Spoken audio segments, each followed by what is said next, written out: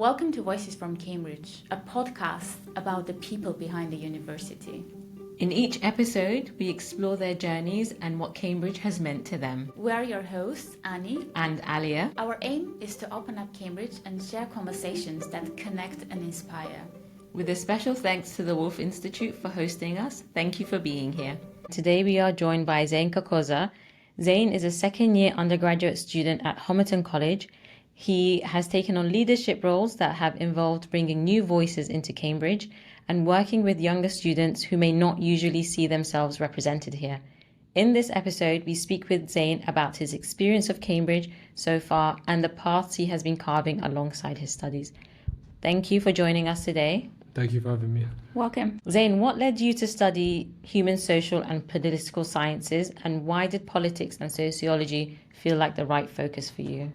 Yeah, I think I had many different degree options when I was applying to university. I wasn't really sure what I wanted to study. Initially, I wanted to study law because I intend to pursue law after graduation, but I then realized that the academic discipline of law is very different to actually studying it. To actually like pursuing it as a career. And I also realized that I'm someone that has a lot of interests, and so I couldn't really commit myself to studying just one subject. So when I found out about HSPS at Cambridge, I saw that was a very interdisciplinary degree, and it had many different facets from politics to sociology, but then even within those, they're so broad, and it kind of like tailored to me being interested in so many different things. So I think that's what led me to like study HSPS specifically. But I think when it comes to politics and sociology, I think coming from where I come from, my kind of existence on this earth has been quite political, from like the color of my skin to, I don't know, like my faith to like where I grew up. Like all of that has been shaped by like politics and the world around me. And so I think studying is just something I find interesting because it's very like innate, like you can't separate it from my experience, you know? So I think I just find it quite interesting. And because my degree is so broad, I wanted to study it. Yeah. What part of HSBS are you particularly drawn to now that you're in your second year? I'd say probably more so sociology. I think partly because I did better in sociology last year, but I think I find sociology much more interesting. I do find politics interesting, but I'm more drawn to sociology because I think it's interesting to look at society on different levels, from the individual level to like the more like macro level in terms of like race, sex, politics. Even politics ties into sociology. So I think just understanding people, but also like systems in the world, I find it quite interesting.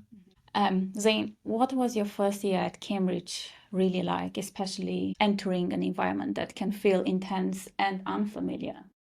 Yeah, no, I think it was definitely a lot because from where I'm from, not many people come to institutions like Cambridge. So I think it was definitely a lot. It was very exciting initially because I worked hard to get here, and it was just like a big thing, like, oh, like he's going to Cambridge, you know. So I think initially it was very exciting, but it definitely did get overwhelming at times. I think the workload, especially because I'm someone that likes to have a lot of extracurricular endeavors, balancing that alongside my workload was quite difficult. But I think overall first year was a good year. Like I made some very good memories. I did some things that like I would never have imagined I'd be able to do, put myself out there. And yeah, I'd say first year was good. It was definitely overwhelming, but it was a lot, but I enjoyed it. What did you do that you would like to share with us other than studies? Yeah, no, I think first year, what did I do in first year? I did a lot in first year. I think I definitely met like some like really good friends that I would consider probably like my lifelong friends now. I think I'm interested in poetry and spoken word, and so it was something that I had never really explored before coming to university. But in my first year, I really stepped into it, like posting on social media, performing at different events. I got to meet some like cool celebrities too that came to Cambridge, so that was pretty cool too. And yeah, just kind of like finding out more about myself and what I'm really interested in, which I really appreciated. At what point did you feel like, if you do, that you belong to Homerton, or did that take time? Or is that something that you're still processing? Now I think I felt like I belonged to Homerton even before I joined Cambridge in a weird way. Because the story is like I came when I was like 17 years old, I think 17, 18 years old. I came to Cambridge for like a residential, like an academic residential to like learn more about Cambridge and like learn more about their studying here. And I went to an open day, and on the open day I went to Homerton, and I was given a tour by like this girl who does a few years above me, and she kind of gave me a tour of Homerton, and I just really liked, there's something about it just clicked when I was there. And I said like I can see myself studying here. Then I learned more about like the history. I learned more about Simon and like what the college stood for, and I kind of felt like if I was to come to Cambridge, I'd want to be here. So I kind of felt a sense of belonging before I even actually ended up like on Cambridge soil, if that makes sense. So do you think maybe schools or colleges can do more to bring in students so that they can feel like they do belong here? Because sometimes I think Cambridge can seem quite mystical and inaccessible. Yeah, no, 100%. I think if it wasn't for outreach programs such as the one that I went on, I might not even be here right now. Like, I might not have known that Cambridge was even within reach for someone that comes from the background I come from. So I think outreach is definitely important, and I think Cambridge or like institutions can do more to like bring people in, because I think, as you probably both know, institutions like Cambridge are very much associated with like this elite kind of echelon of society that kind of like feeds people into this kind of like school. And many people that are more than capable of studying here don't really know that they're capable of studying here. So I think accessibility and visibility and outreach is definitely very important. And that's what we're also trying to do with our podcast, to show that Cambridge is accessible. Yeah. What would you say to a student who's 17 thinking that they might not belong to Cambridge? I think I'd say to them, like, I'm saying this as if I was speaking to myself when I was 17. I'd say that there's definitely space in Cambridge for someone like you. I think there's space for all types of people here at Cambridge. It might not seem like it upon first glance, but you can definitely find your people here. Like, Cambridge is so big, there's so many different societies, so many different subsets of people. And there's been people that look like you, speak like you, that have been here before. So I'm not going to sugarcoat and say that's going to be easy to like find your feet, but like, if it's a question of whether or not you do belong here, like, there is no stereotypical Cambridge student. Like, anyone can come and succeed at Cambridge, so you should just trust. That's very true. What motivated you to step into the role of BME officer? Yeah, I think because when it comes to Homerton College, I think I feel a very like intrinsic connection to it because it was founded in East London and I'm from East London. So I think initially, like, that's also a reason why I felt like a sense of belonging even before joining, because I had this kind of like soul tied to the college already. So when it came to BME officer, I think I really just wanted to help, like, how do I put this? I wanted to leave Cambridge, and in terms of like its outreach and like having people like me attend Cambridge, I wanted to leave it in a better place than how I found it when I first came. So I wanted to kind of like use my role as BME officer to kind of push narratives that people like me can come to Cambridge and do well, and like people like another 17-year-old like black boy from East London can come and do the same things I'm doing, would even do better than me. So I think with BME officer, it's kind of just like I wanted to leave the space I was in, or like leave a legacy better than it was when I founded it, in terms of outreach and like increasing diversity representation, because I think personally Cambridge can do a lot more with respect to that. It's really impressive that you had Crepton Conan and Diane Abbott come and speak at Homerton. Yeah. How did you go about reaching out to people of such high profile? Yeah, when it comes to Diane Abbott, I actually can't take credit for that at all. Simon, he's good friends with her, and I think he just invited her to come in for the Black History Month dinner, so I can't take credit for it, but I was so happy when I got to meet her, because she's a big personal inspiration of mine. Like, when I took a picture of her, I was like, I lost all composure. And I showed my mom a picture, and my mom started screaming like, Diane Abbott. But anyway, when it came to Crepton Conan, I think it's just about taking initiative and not being afraid to take on opportunities, because the way it kind of came about is that I was at another event where the CEO of the record label that Crepton Conan assigned to, Ricky Blue, he was giving a talk, and I really resonated with the talk, and I really just like saw an opportunity for us to maybe work together. So literally after the talk, I literally just walked up to him. I said, "Hi, my name is Zain. I think you're really cool. Like, I'd love to like see if we could stay in touch, see if we could work on this in the future." And then from there, we had a whole list of conversations, and then it ended up in Crepton Conan coming to Cambridge. So I think when it comes to interacting with people like on a high profile, I think like going to Cambridge puts you in a position where you can access those people, but it's about like taking the initiative and having the courage to like actually make things happen. Because if I had never had the courage to go up and speak to him that day, the whole event might never have happened. So I think when it comes to speaking to people with high profile, it's just like having the confidence to like kind of shoot your shot almost. Because the worst that could happen is that you could say no, but at least I tried. Yeah, exactly. Yeah, I think it's just about having the confidence to put yourself out there and speak to new people. What challenges come with representing others while still navigating university life yourself? Yeah, I think one of the biggest challenges that I've personally faced is like time management and like prioritizing things. Because I think when I'm passionate about things, I tend to put my all into them, which is a good thing on the surface. But then when it comes to like having an academically rigorous degree, such as a Cambridge degree, it means that like things that are probably more important, such as like my work, my essays, my exams, kind of get put on the back burner. So I think just trying to not let your passion or like cloud your judgment and prevent you from making sound decisions. Because sometimes it's like, oh, I'm passionate about this, so I'm gonna go and like mindlessly pursue it. But sometimes there's more important things that need to be kind of dealt with. So I think being able to have the discipline to like kind of like have a good balance between pursuing what you really want to pursue and make sure you get the important things done to you.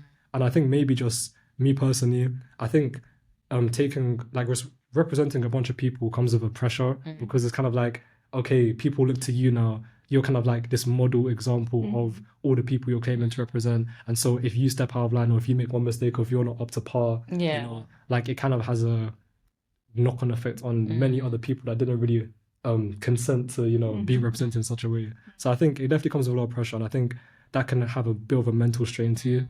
Like, I think there's times where like I struggled with, I don't want to say imposter syndrome, but a bit of the sense like, oh, you know, like it's actually all of me, and that can be quite daunting. But I think also on the flip side, it means that like when you do eventually rise to the occasion, it makes it that much more satisfying, because it's like, you know, I had all this pressure and I've handled it, and I'm representing all these people, and there's good coming from it, you know. I'd say the main challenges are probably just like managing it alongside other commitments, but then also like just handling that pressure. And I think it's hard sometimes because people don't necessarily understand. If I don't submit an essay in on time, of course it can come across as like, oh, he's not enthusiastic. He doesn't really care about his schoolwork. But trying to do that alongside representing a whole bunch of people in like a predominantly white institution such as Cambridge, it comes with a lot of stresses that people might not recognize upon first glance. I'm not saying that like I'm a good person, like I should have not submitted that essay, whatever. But you know, sometimes like there's like this kind of like other side to things that people don't really see, which sometimes is a bit frustrating when it's hard to articulate, you know, like I'm trying to do this good work on the side, forgive me for not submitting like, exactly this time. They say like heavy is the head that wears the crown, you know, so it's like, it comes with a lot of downsides, but I think overall, like it's worth it. Like, is that what Stormzy said? That's how Can you tell us what a day-to-day life would be like for a Homerton undergraduate?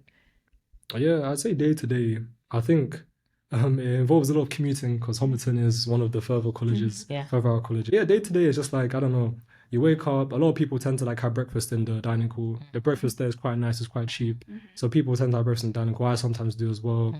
And then I guess people go to lectures. So you go to lectures in the morning. Again, it's quite a commute. You know, most people cycle. I cycle sometimes. I sometimes take the electric scooters to my lectures. Yeah, then you have lectures throughout the day. Maybe like you'll have lunch, see people. And then probably, I don't know, most people, I tend to go to the library after. So like in between lectures or after lecture, go to the library for a couple hours. Then in the evening, it's kind of just like free game. Like some people go to like, if they're into drinking, they go to the bar. If some people go to like, we have a big common room. Some people go there. Like me and my best friend, we go there and we play ping pong a lot together.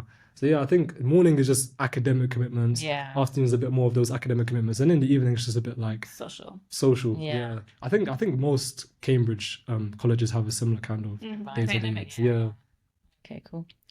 How do you balance advocating for change with protecting your own well-being? If I'm being completely honest, I don't think I do the best job at it, because I think, like I said earlier, it does come with a lot of like mental like pressure.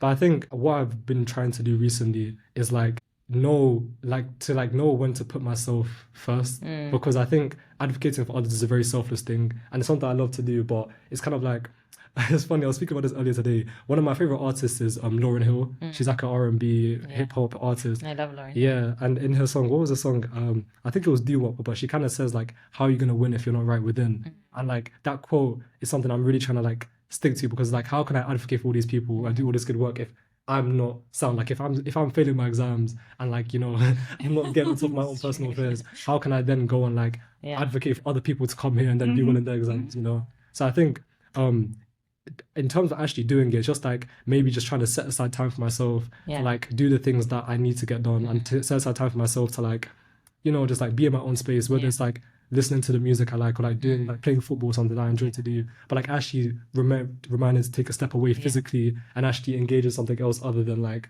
all of this kind of like work I'm doing. Does the college or the university provide you with support? Because there's only so much you can do as an individual. Do you feel like you have that? Yeah, no, I think I definitely would. I do have the support. I think a lot of this pressure sometimes is self-inflicted, because I like to take on a lot of work. But like, for example, Simon, he's really taken me under his wing, and he's always like to me, if you have any ambitions you want to do, if you have any ideas, any plans, you need help with anything, come to me and I'll help support you. That's nice. Even like the Homerton events team, they help me out a lot with the Cryptic Content event as well.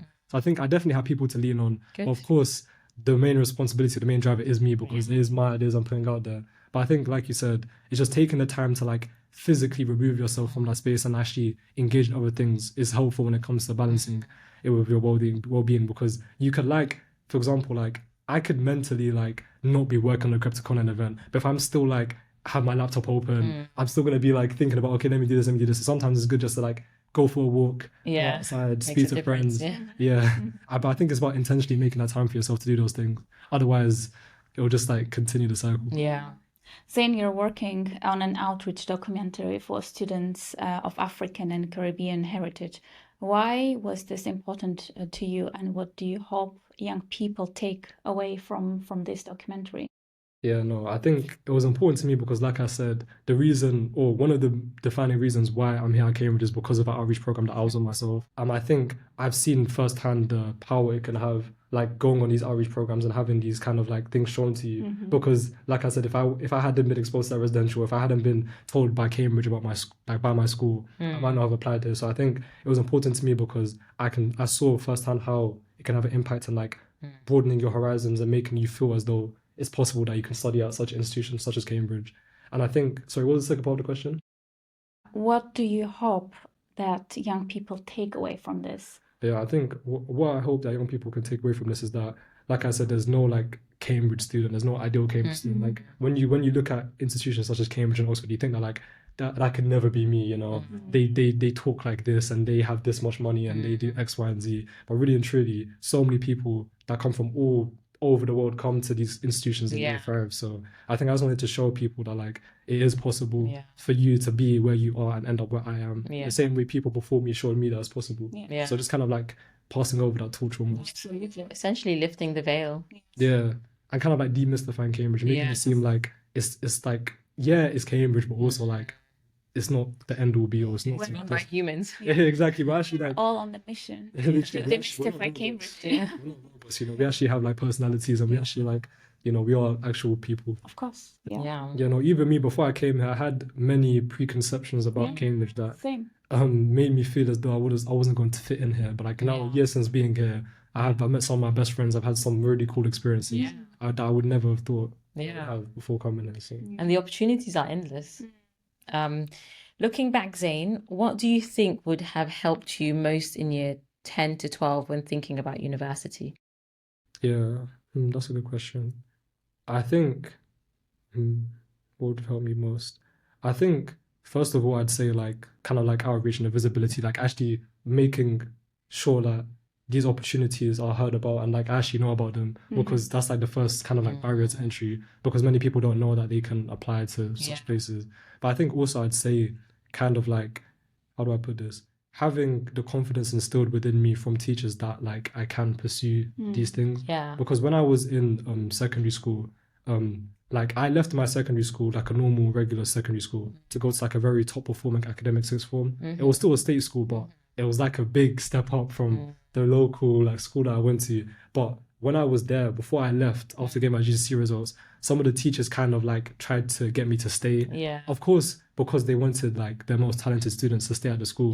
But it kind of like inadvertently would have hindered my potential if I stayed at that school and they didn't kind of give me the encouragement to like go forth and pursue these opportunities. So I think a lot of it is like just having the encouragement and support from like teachers or like mentors to be like, you know, like you can do this. Like one of my favorite teachers in my sixth form, he always told me like he had no doubts. He always said to me like, I'm never in doubt about you. Like I know like you're capable of going to Cambridge and you're doing and you have the capacity to do all these great things. And I feel like academic work and work ethic can only get you so far. And then like the kind of remaining gap is filled by like that confidence that you can go out and do these things. So I think for me, that's something I really appreciated when I was younger, and I think that's something that most people appreciate, because it's one thing to like have the talent, but it's another thing to actually believe you can go out and do these things. So that's why I want to try to show people through like bringing in Crept and Conan or like the outreach documentary. Like Crept and Conan, they didn't go to Cambridge, but look how successful they are. Or like I came from this background and I go to Cambridge, look how successful I'm now currently. So, you know. What do you think a year 11 student who is now thinking about applying to Oxford or Cambridge, what do you think they should think about? I think it's really disheartening for me to say this, because I know like due to like austerity and etc. how underfunded like state schools are, and like how difficult it is for them to keep their top talent, and how difficult it is for them to build themselves up as schools. But I think like the best thing a year 11 student could do is figure out what school they're going to attend for sixth form, because I think that plays such a crucial part. And a lot of the times that probably isn't your secondary school, because even me, I had to leave my secondary school to go to a better performing school, to be in an environment where I'm surrounded by academic people, and if that makes sense. So I think those 2 years of your life, so year 12, year 13, are very, very crucial for like your trajectory. So I think for year 11 students, I'd say really take into consideration where you choose to apply after your GCSEs. Because I have friends that stayed in my secondary school. I have friends that didn't really put much thought into it. And a lot of them tell me like, oh, I regret not leaving. Like, I see why you left now. At the time, I didn't want to leave. My mom had to literally force me to like sit me down and be like, okay, you're going to this school. I didn't want to leave my friends. I didn't want to leave my comfort zone. But I think I'd say to year 11s, really put thought into like where you decide to study for sixth form, and like the kind of decisions you make from then on when it comes to your academics, because they do matter. Like, they actually do matter. Like, people say, you know, GCSEs, where they're going to get you. And I'm not saying everyone has to come and study at Cambridge, but your GCSEs are like the first point of call for many things, whether it's apprenticeships or like jobs or even starting a business. You need to know the fundamentals of maths and etc. So I say to them, like, get your GCSEs, do the best you can in them, and then be very intentional about what you choose to do for the next 2 years of your life. Wonderful. Thank you. Then you're involved in football, poetry, spoken word. How do these spaces support you in ways academia does not? That's a good question. I think, that's a good question. I think they support me in ways like, I think they allow me to express myself in different ways. Like, for example, football, that's me expressing myself physically. Sometimes I kind of see it as like poetry in motion, you know, like being able to run with the ball, do skills with the ball, and also just like that social element of like being with friends, etc. It's artistic as well, the way you play football. Exactly. So I think that's one way. Poetry is like for me, it's a very like pure form of like innate expression for me, being able to explain how I'm feeling, my thoughts about the world, about life, about myself in words is something that like can't really be matched by academia in the same way. So I think they're just all different avenues for me to express myself in different ways, which I appreciate. It's like different facets of myself that I get to tap into. That's very cool. So you've been in Cambridge for nearly 2 years now. Who has influenced you or been a role model for you at the institution, or even in like during your A levels or GCSEs? Yeah, that's a good question. I think during I think I'll do it like retrospectively. I think during my A levels, I think I had like many different like people I could look up to, whether it was teachers or like even my own friends. So I'd say like in my school, I definitely had like teachers that were really willing to get behind me and support me and push me. I'm not gonna name them name by name here. No, you don't have to. They know who they are. So I think it was definitely like the support from teachers I was able to look up to. When coming to Cambridge, I'd say like the people I look up to most, I definitely look up to Simon a lot. Like, I think for me, he exemplifies many of the things in a person that I hope to like emulate one day. And I think I really appreciate him like taking me under his wing, kind of like instilling that faith in me that I was speaking about before. So I think Simon for me has been like a really big role model. Like, I hope to like emulate like a fraction of his success someday. He's wonderful. He's an amazing guy. So I think Simon definitely. And yeah, I'd say just like there's been many people like outside of like Cambridge as well, like people like mentors, whether it comes to like the spoken word community. There's many people I look up to within that field, or just like even like older students at Cambridge that when we first joined in first year, they kind of like looked after us and like showed us the ropes too. So there's many people, there's a long list of people I'm grateful to, but I'd say when it comes to Cambridge, Simon is probably the person I look up to most in terms of like being a role model to me. We are so grateful for Simon because he came on our podcast and he recommended that we speak to you, and we're so happy that you accepted. So what has been the hardest part of your journey at Cambridge so far? That is another great question.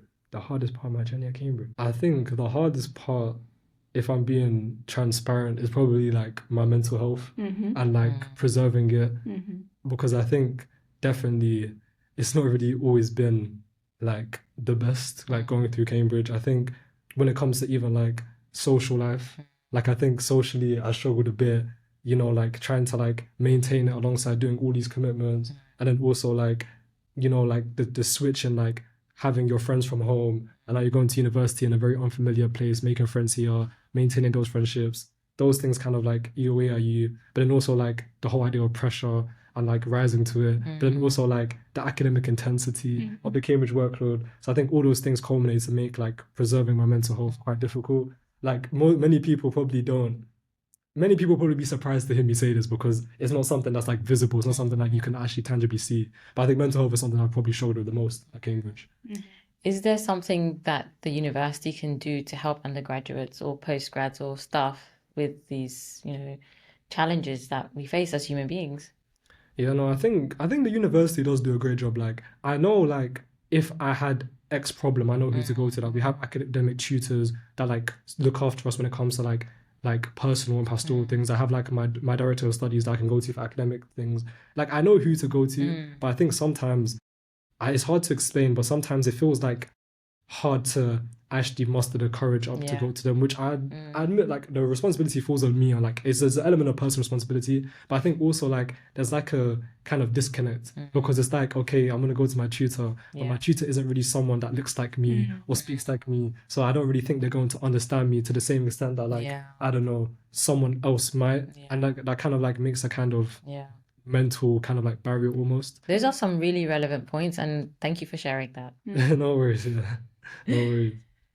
What does success mean to you now, and has that changed since starting university? What does success mean to you? Oof.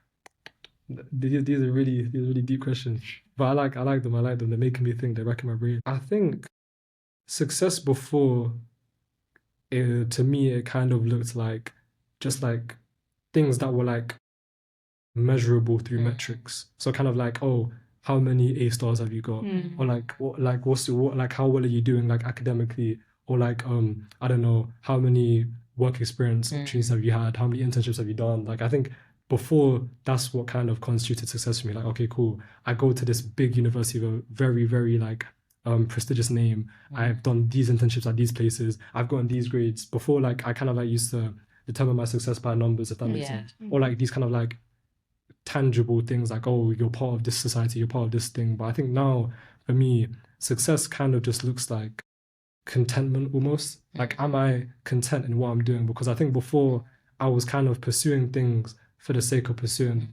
I think when I say that, especially what I'm thinking is like the whole idea of like this corporate kind of career ladder. I think before it was something I was personally pursuing this because I thought, oh, you know what, it's gonna make me a lot of money. Everyone else is doing it. But I think real success, like if I was to achieve that corporate career, I wouldn't really feel successful. I think now I'm doing many things like working with the police, doing my BME officer, doing like poetry and stuff. Those are things that make me feel content with what I'm doing. And those are things that like I feel like I can genuinely put my heart into. So I think success just comes from contentment, but like doing those things that make you content to the best of your ability. Like if I leave here and like, you know, like I've done things like the documentary and like, I don't know, a small set of students come to me and they're like, you know what, I applied to Cambridge because I saw your video. That for me is success. Like I might not have that like 6-figure salary corporate career at the end of Cambridge, which most people come and get, and I don't blame them for doing so. But for me, it's like that won't make me feel successful. What made me feel successful is that like I've left Cambridge or I've left this space better than I found it because I was pursuing what I was passionate about. So I think that's success for me. That's wonderfully inspiring. It's powerful. And finally, what is your favorite Cambridge tradition, if you have one? Favorite Cambridge tradition.